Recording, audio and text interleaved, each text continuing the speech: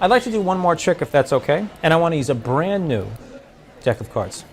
And we'll consider this the last trick of the evening. So I'd like to thank you all for helping me out.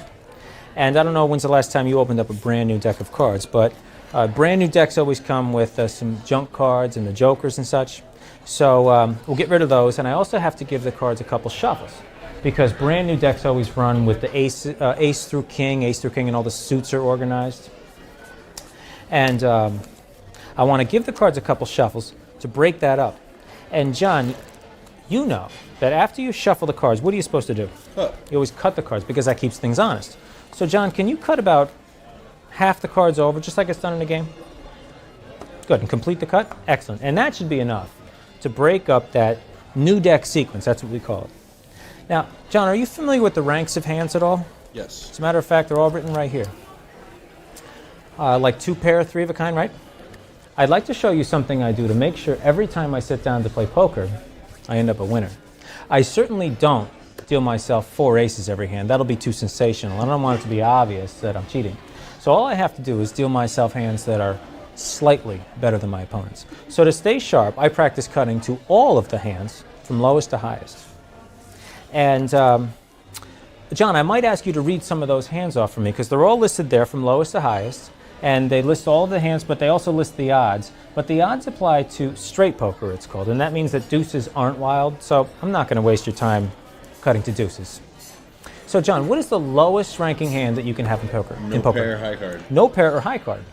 And if I'm going to play a high card, I'm going to play an ace.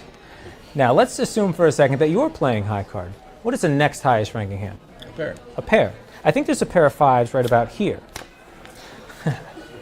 So let's assume that we're playing poker and you're playing a pair of 5s. If you're playing 1 pair, I'm going to play 2 pair. 2 pair. And if I'm not mistaken, there should be a pair of 4s right about here.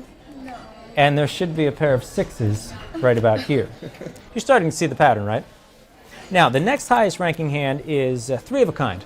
But John, what are the odds of getting 3 of a kind?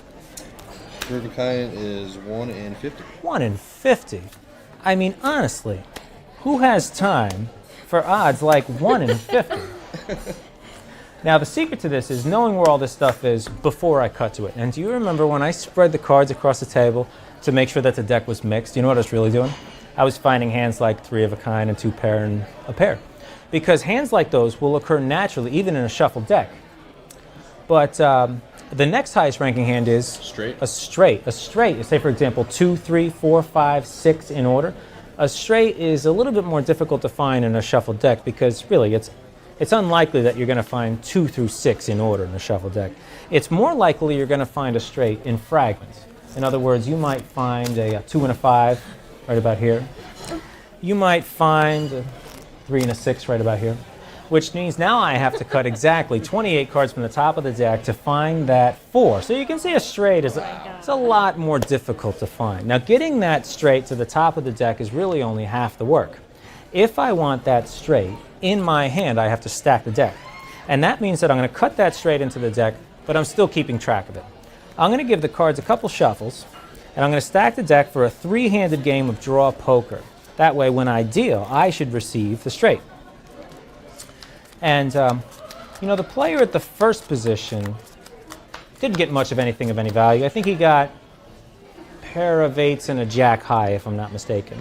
The player at the second position didn't get much of anything. I don't even think he got a pair. But you can see that I ended up getting this. That's the straight. You know, if you're 1 card off with this, you can end up giving your opponent a really strong hand. I can't believe I gave him the straight. John, what is the next highest ranking hand that beats a straight? Flush. A flush. And that's the one where all the cards are the same suit, right? I even gave myself the ace-high flush, just in case anyone else was playing a flush. And do you know what the odds are of getting a flush? 1 in 500. 1 in 500, you're right. And you know, some people make those odds more favorable by playing deuces wild, but really, I'm not going to waste your time cutting to deuce. I mean, really, playing deuces wild is for amateurs.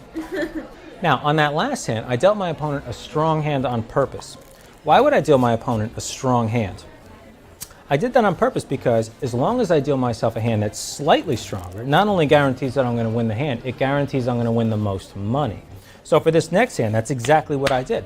I just stacked the deck so that the player at the first position will receive the next highest ranking hand, which is after Full house? a full house. Good, yes, exactly.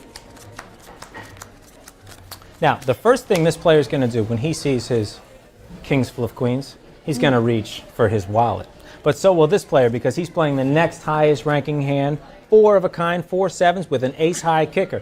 This player will certainly have all his money on the table because he's playing a straight flush 8 through queen of hearts. But don't worry, I'll have all my money on the table too because I saved the best for last.